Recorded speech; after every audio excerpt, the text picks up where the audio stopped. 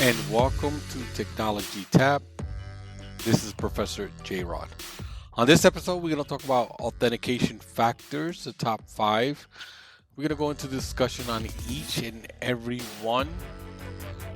And I'm going to give you plenty of examples. Plus, I'm going to tell you which authentication factor is the best one. Let's get to it.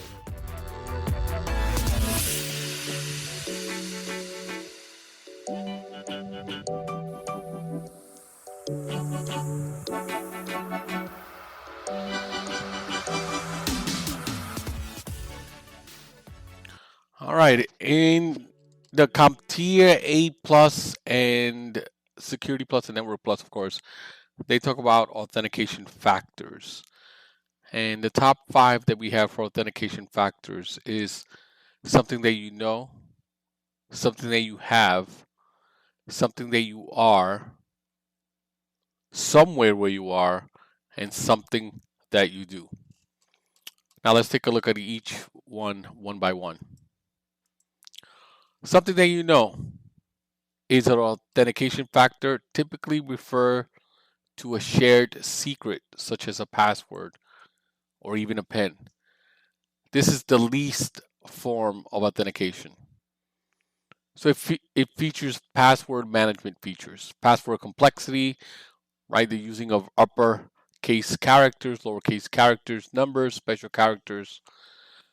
And when you do this type, something that you know type of method, make sure you have a password expiration, and users should change their password every 45 or 90 days. Government likes 45, regular businesses is 90 days. It is not uncommon for users to forget their password. So in many organizations, help desk professionals reset users' password on a regular basis. Password history and password reuse.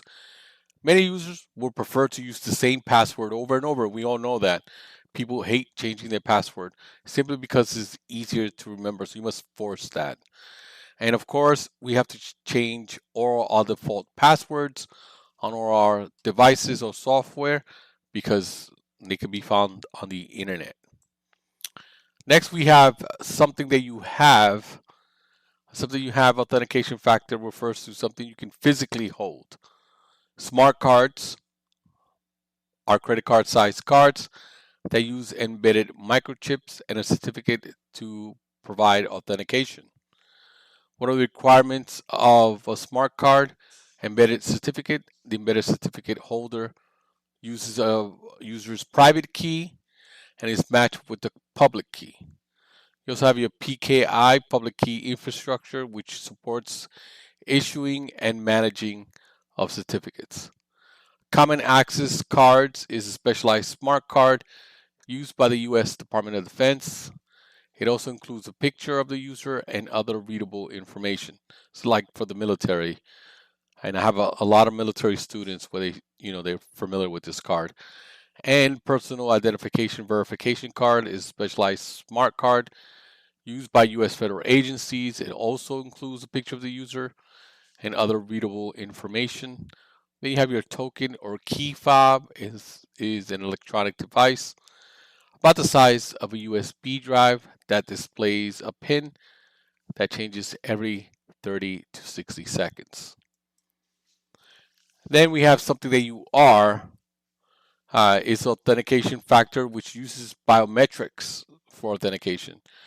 Biometrics methods are the strongest form of authentication because they are the most difficult for an attacker to falsify. What are the biometric methods? Well, fingerprint to prove the identity with the use of a fingerprint scanner. Retinal scanner scans the retina of one or both eyes and use the pattern of blood vessels at the back of the eye for recognition. Iris scanners use camera technologies to capture the patterns of the iris around the pupil for recognition. Voice recognition method identify who is speaking using speech recognition methods to identify different acoustic features. Facial recognition systems identify people based on facial features. But the one thing that you do get on these is you get false acceptance or false rejection. So false acceptance, this is when a biometric system incorrectly identifies an unauthorized user as an authorized user, and false rejection, this is when a biometric system incorrectly rejects an unauthorized user. So for example, I have a Dell machine that has a fingerprint that only works about 60% of the time. The rest of the time I have to put the pin. It won't recognize my fingerprint. But you got to understand, a lot of these things don't really take your fingerprint. What they do is just take an image of it. So and then they compare it. Then they don't really take an actual fingerprint. So that's why a lot of these things, the rejection rate is a little bit higher. It's not like the police fingerprint, right? It's a digital fingerprint, so it's a little different. And now this. What if it's possible to get local fresh groceries delivered right to your front door? You can go to the gym in that free time. Well, Instacart gives unlimited grocery delivery for one low monthly fee. Way better than the other guys who nickel and dime you to death every time you use their app. Forget that one ingredient to make sancocho? Instacart can deliver it to your front door in as little as 1 hour. You can shop multiple stores, see deals in the area so you can save money, and every item is hand selected according to your preferences. No more green plátanos when you wanted yellow ones. And they keep your eggs safe too. To start your 14-day trial, please click the link in the show notes to let Instacart know that we sent you and to help support the show. Instacart. Never set foot in a grocery store again. All right, we're back. And the next thing is somewhere where you are. Somewhere where you are, authentication factor identifies a user's location.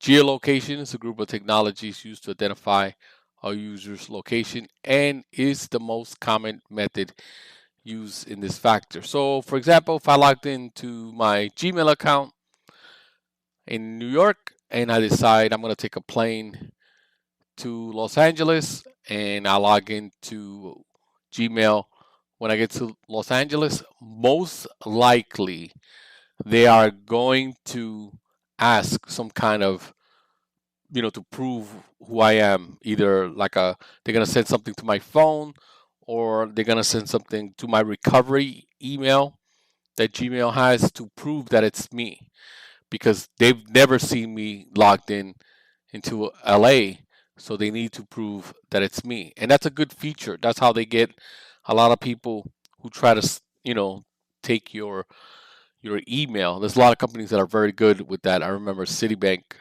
called me asking me if I'm in the Philippines because someone tried to log in with my username and password in the Philippines, and they actually closed my account, had me rechange everything because there was somebody in the Philippines trying to access it. So there's a lot of companies do a lot of this stuff based on geolocation. And then there's something that you do.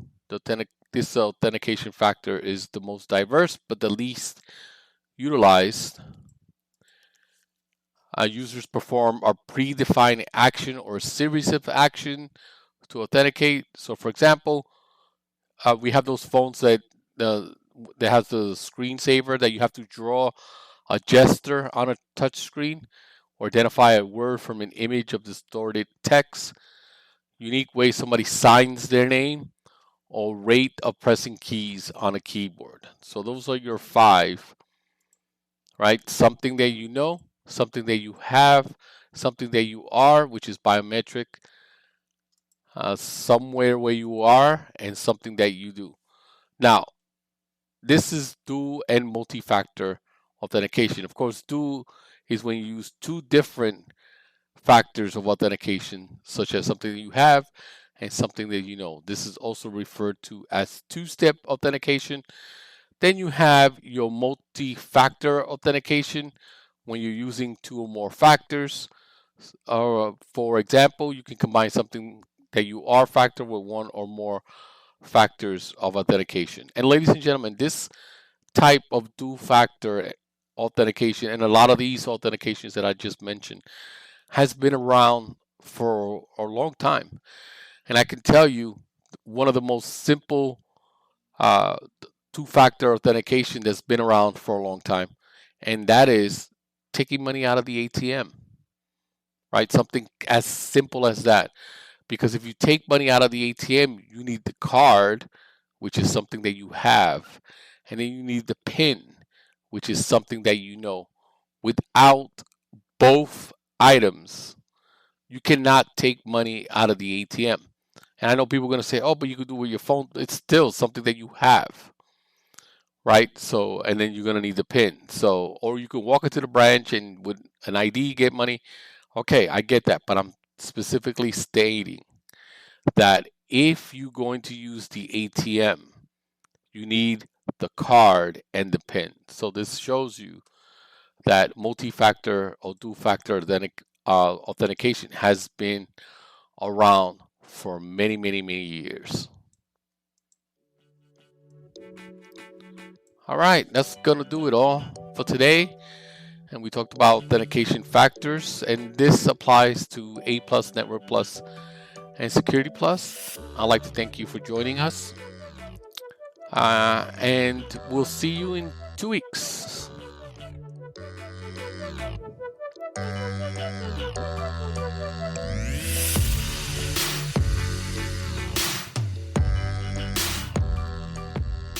This has been a production of Little Cha Cha Productions. Art by Sarah, music by Joe Kim.